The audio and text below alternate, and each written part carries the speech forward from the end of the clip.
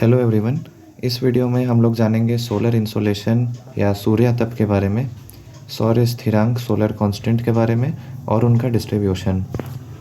सबसे पहले पृथ्वी और वायुमंडल पे जो ऊर्जा का मुख्य स्रोत है वो सूर्य है, सन है, और सन से आने वाली ऊर्जा को ही हम लोग सूर्यातप या इंसोलेशन कहते हैं।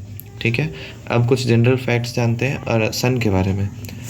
तो सूर्य एक धधकता हुआ आग का गोला है जिसका व्यास या डायमीटर पृथ्वी से लगभग 100 गुना बड़ा अधिक है। ठीक है, और पृथ्वी के आयतन से लगभग 1 लाख गुना अधिक सूर्य का आयतन है।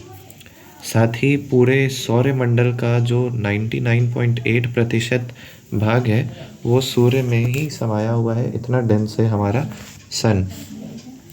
सूर्य की बाहरी सतह से जो निकलने वाली ऊष्मा है उसको फोटॉन्स कहते हैं और सूर्य की बाहरी सतह को फोटोस्फीयर कहा जाता है। अब जानते हैं हम लोग सोलर कांस्टेंट या सौर स्थिरांक के बारे में। तो इसका डेफिनेशन है कि पृथ्वी की सतह पर प्रति इकाई क्षेत्र पे जितना सूर्य से प्राप्त ऊर्जा है उसी को हम सौर स्थिरांक कहते हैं। यानी अर्थ के सरफेस पे पर यूनिट एरिया पे जितना सन से हमारा रेडिएशन आ रहा है, सोलर रेडिएशन आ रहा है, उसी को हम लोग कहते हैं सोलर कांस्टेंट।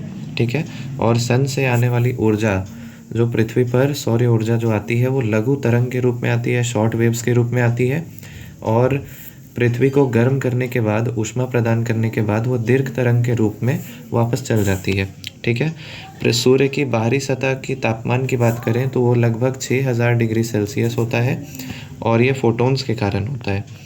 अब बात करते हैं सूर्यातप का वितरण या सोलर इंसोलेशन का डिस्ट्रीब्यूशन का। तो सामान्यतः जो सूर्यातप है या सोलर इंसोलेशन है वो भूमध्य रेखा से ध्रुवों की ओर जाने पर कम होते जाता है। मतलब पोल्स से, इक्वेटर से जैसे ही हम लोग पोल्स की तरफ बढ़ेंगे तो सोलर इंसोलेशन कम होगा, और सबसे ज़्यादा जो है वो हमारा भूमध्य रेखा या फिर इक्वेटर के पास होगा। सूर्यातप की मात्रा या सोलर इंसोलेशन कहाँ पे कितना पड़ेगा वो मुख्य रूप से 3 बातों से प्रभावित होती है।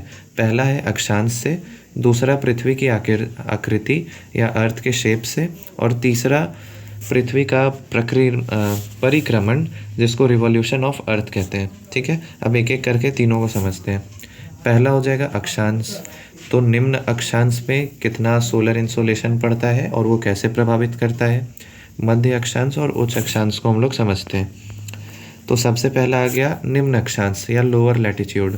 इसमें सबसे ज़्यादा सोलर इंसोलेशन या सूर्यातप मिलता है हम लोग को कर्क रेखा से मकर रेखा के बीच होता है हमारा निम्न अक्षांश।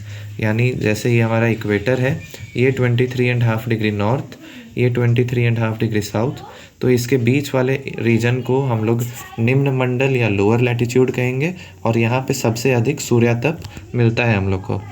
इस अक्षांश पे सूर्य लगभग साल में 2 बार लंबवत पड़ता है, 21 मार्च और 23 सितंबर को, और सूर्यातप अधिक होने के कारण यहाँ पे कोई क्लाइमेट चेंज नहीं होता है, साल भर लगभग गर्मी ही रहता है।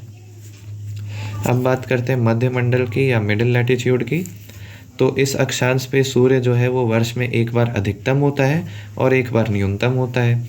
अधिकतम हम नॉर्दर्न हेमिस्फीयर के बारे में बात करेंगे तो अधिकतम हो जाएगा 21 जून को, जिस दिन हम लोग का सबसे लंबा दिन रहता है और सबसे छोटी रात होती है, और न्यूनतम हो जाएगा 23 दिसंबर को, जिस दिन सबसे छोटा दिन और सबसे लंबी रात रहती है। उस समय सोलर इंसोलेशन के ही कारण यह होता है। इसके बाद आता है हायर लैटिट्यूड यानी कि उच्च अक्षांश। इसमें क्या होता है, यहाँ पे सूर्यतप वर्ष में कुछ समय तो एकदम नगण्य होता है, यानी एकदम नेग्लिजिबल होता है। ठीक है, और भूमध्य रेखा की तुलना में यहाँ पे मात्र 40% सूर्यतप ही आता है।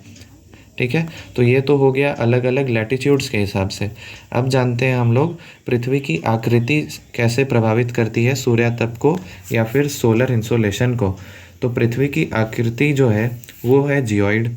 ठीक है, और जियोइड जो शेप होता है वो होता है कि इसका जो पोल्स वाला साइड रहेगा वो फ्लैट रहेगा और बीच में ये बल्ज रहेगा या उभरा हुआ रहेगा। ठीक है, तो तो वैसे ही हमारी पृथ्वी भी यानी ध्रुवों पर चपटी है और मध्य में उभरी हुई है।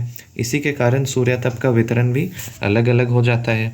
ठीक है, अब अगर इसके परिक्रमण की बात करें, रिवॉल्यूशन की बात करें, तो जैसे अपसौर की स्थिति जब आती है और उपसौर की, उपसौर और अपसौर, ठीक है, इसको याद करने का ट्रिक है कि पेरीहीलियन और एपीहीलियन, पेरी मतलब पास में रहेगा, तो जब सन अर्थ के पास में रहता है, कंपैरेटिवली पास होता है, बहुत ज़्यादा पास भी नहीं आता है, और एपीहीलियन मतलब अवे, तो पी से याद कर सकते हैं आप पास में और ए से अवे यानी दूर। ठीक है, तो जब उपसौर का कंडीशन रहता है तो अर्थ जो है वो रिवॉल्व करते हुए थोड़ा पास आ जाता है सन के।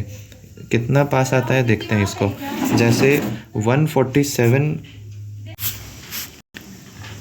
147 मिलियन किलोमीटर अगर है हमारा उपसौर में पेरीहीलियन में, तो एपीहीलियन वाली कंडीशन में हमारा 152 होगा। तो 152 और 147 आप लोग देख सकते हैं बहुत ज़्यादा डिफरेंस नहीं है, बस इतना ही अंतर के कारण उपसौर और अपसौर का कंडीशन होता है। तो जब हमारा पेरीहीलियन का कंडीशन होगा तब ज़्यादा सोलर इंसोलेशन हम लोग को मिलेगा, और जब एपीहीलियन या अपसौर का कंडीशन होगा तो हम लोग को कम सोलर इंसोलेशन मिलेगा। ठीक है, और उसके बाद हम लोग कंक्लूज़न दे देंगे। देखिए इस तरह का होता है कंडीशन। सन जैसे यहाँ पे 91.4 मिलियन माइल्स दूर है और यहाँ पे 94.5 मिलियन माइल दूर है, तो यहाँ पे पेरीहीलियन का कंडीशन होगा, अर्थ थोड़ा सा पास होगा, और यहाँ पे एपीहीलियन का होगा जिसमें अर्थ थोड़ा सा दूर होगा।